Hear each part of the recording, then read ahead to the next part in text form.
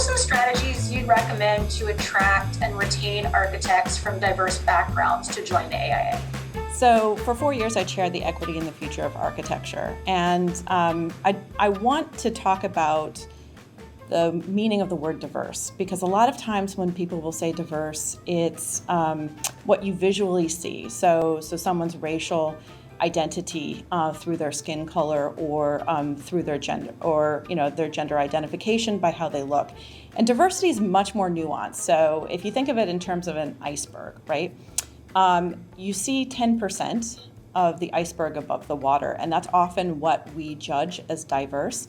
But if you look at the other 90% below the water level, there's things such as socioeconomic background, schooling, religious orientation, sexual orientation, gender identity, all of these other things that we bring to the table with our lived experience that makes us diverse. So when we speak about recruiting members with diverse backgrounds, we have to be intentional about what that meaning of diversity is.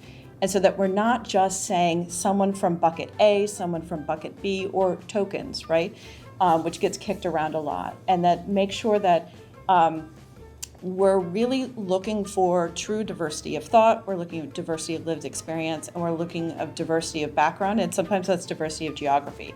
So recruiting members, this is twofold. One, we need to make sure that the profession itself is more diverse.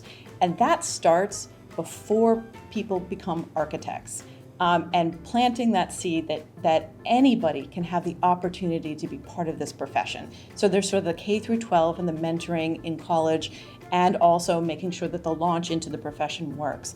And then in terms of attracting members, I've said this before, people want to be part of organizations that they can see themselves reflected in. And if you can't see yourself in this organization, and I'm getting a little bit of feedback here, so my apologies.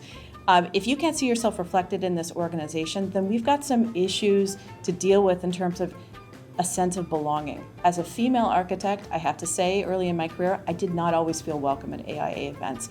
So I take that lived experience with me and move forward and understand and check myself sometimes to say, are we really being open, and are there things that we're doing that create undue barriers for those joining?